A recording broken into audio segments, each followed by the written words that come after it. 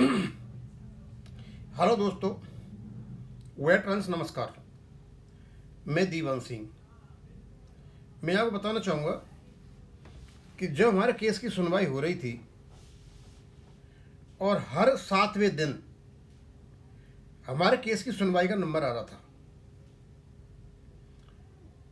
Actively उसी में लगे हुए थे सभी और जानकारियाँ प्रदान की जा रही थीं। इधर उधर की बातें हमारे दिमाग में नहीं आ रही थी, जैसे पेंशन अपडेशन का क्लॉज नहीं है, पेंशन फंड की बातें करना, पेंशन फंड का एम्बेजलमेंट हो गया, 1986 से पेंशन केवल क्या नाम है तारकेश्वर चक्रवर्ती के लिए आई, और काफ़ी ऐसी बातें।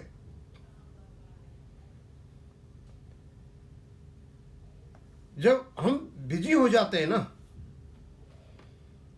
तो हम फालतू बातें नहीं करते हैं, हम काम की बातें करते हैं। और जब बिजी नहीं हुए तो तारीख चली गई 22/7/2026 को, तो स्वाभाविक सी बात है हमें सांस आने लगी, और सांस आने लगी तो हम लौट करके फिर वही पहुंच गए जहां से चले थे। अब मेरी बात समझ में नहीं आ रही है। जब भाई ये निश्चित हो चुका है कि फंड से हमारा कोई लेने देना नहीं है, फंड कितना है कितना नहीं है ये केवल और केवल ट्रस्ट के माध्यम से बैंक के मैनेजमेंट को पता होना चाहिए, क्योंकि इंतजाम उनको करना है। हमसे एक बहुत बड़ी बात भूल से रह गई थी, जो आर्गूमेंट का भी हिस्सा नहीं बन पाया, क्योंकि शुरू से देसाई जो ट्रिब्यूनल था उसमें 3 बेनिफिट थे, 2 बेनिफिट हमने लिए, वही बेनिफिट लिए आरबीआई ने। जब बेनिफिटों का आदान प्रदान हुआ, एक को छोड़ा गया दूसरे को लिया गया, तो बेनिफिट तो 2 ही रहे। जब पेंशन हमको मिल गई और हमने सरेंडर कर दिया पीएफ सीपीएफ, तो क्या सीपीएफ पे हमारा अधिकार रह जाता है? तो मेरे ख्याल से तो नहीं रहता। हाँ, ट्रस्ट जरूर ऐसा कहता है कि हम बेनिफिशियरी हैं, वो ट्रस्टी हैं, तो ट्रस्ट पर जैसे आमतौर पर जनरल बातों में हम बेनिफिशियरी का अधिकार होता है ट्रस्ट पर, लेकिन ये ऐसा ट्रस्ट नहीं है। ये केवल इर्रिवोकेबल ट्रस्ट है। ये जब तक बना रहेगा तब तक एक भी पेंशनर रहेगा। रही इसकी बात कि इसमें फंड कहाँ से आ रहा है कैसे आ रहा है, हमारा तो काम ही नहीं है। जैसे ही मौका मिला 22/7/2026 को सुनवाई चली गई, तो नए नए मैसेजेस और यूट्यूब पे आकर के ऐसी चीज़ें आने लगी जिनका कोई मतलब नहीं था, उन्हीं चीज़ों को गाते रहे हम। एक कोई लेटर आया 5 साल पहले का, कहीं प्रधानमंत्री ऑफिस से निकला लेटर कि बैंकों ने पेंशन फंड का गबन कर लिया है। भैया सारा गबन कर लो ना, किसने कहा है वो गबन करो, मतलब खूब करो, हमें क्या लेन देना है? हमें सिर्फ पेंशन चाहिए और वो पेंशन मिलेगी, क्योंकि इर्रिवोकेबल फंड है। अब इर्रिवोकेबल फंड में पैसा नहीं रहेगा तो ये बैंक देंगे, कोई नहीं देगा। लेकिन वहां भी कहने लगे जो फंड बना हुआ है हमारे क्या नाम है उसके एम्प्लॉइज और ऑफिसर कंट्रीब्यूशन बना है, पता नहीं कौन कौन सी थ्योरी जाना शुरू हुआ है। यानी फुर्सत मिल गई ना थोड़ी, जैसे ही फुर्सत मिली हवा में उड़ना शुरू कर दिया।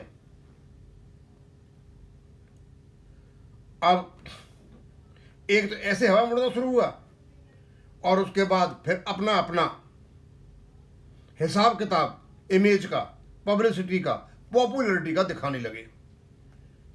ये गिने चुने लोग हैं, यही लोग थे पहले जो पेंशन फंड की थ्योरी गाया करते थे।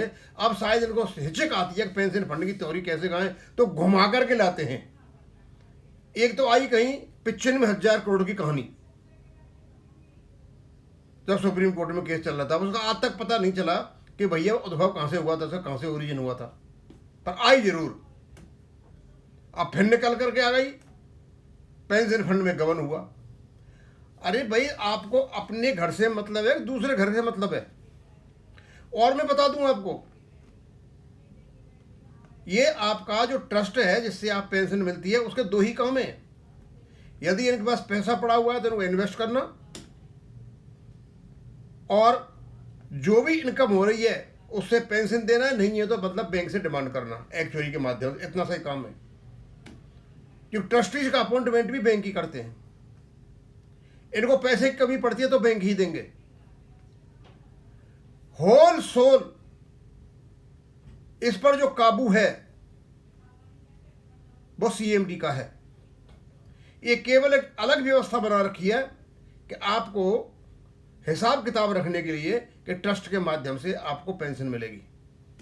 यह ट्रस्ट इतना ही शक्तिशाली होता तो ट्रस्ट ही कर देता ना खुद ऑपरेशन। और मैं बता दूं आपको कि आपका जो पैसा पड़ा हुआ है ट्रस्ट में, इससे कभी भी पेंशन की पूर्ति नहीं हो सकती, चाहे कहीं और कितना इन्वेस्ट कर लो। 4.5 लाख करोड़ की जो बातें करते हो ना, ये आपका ही पैसा नहीं है। 8 लाख का, कम से कम इस समय 5-6 लाख लोग और नौकरी कर रहे हैं, उनका पैसा सीपीएफ का यहीं कटता है। यानी इसके पीछे 15-16 लाख लोग हैं। और अभी जो लोग पेंशन आ रहे हैं उनकी पेंशन की मात्रा जो बहुत है, बहुत ज़्यादा है। वो इवन अधिकतर अफसर आ रहे हैं आजकल, एम्प्लॉयज बहुत कम है, और उनकी किसी की भी पेंशन मतलब एवरेज मिला करके 70-80 हज़ार समझ लो, लाख 1.5 लाख पेंशन है। भैया कहाँ से दोगे? बैंक देंगे। अब सवाल उठता है कि बैंक लॉस में चलेगा तो क्या होगा? तब भी देंगे, डेबिट करके देंगे। तो कहते हैं ना, आ बैल मुझे मार। फालतू फंड में मान लीजिए आपको हिसाब किताब दे दी जाए पेंशन फंड का, और वो पैसा भी आपको वापस लौट दिया, बैंक दे दे, आप चला लोगे काम? आपकी पूर्ति हो जाएगी?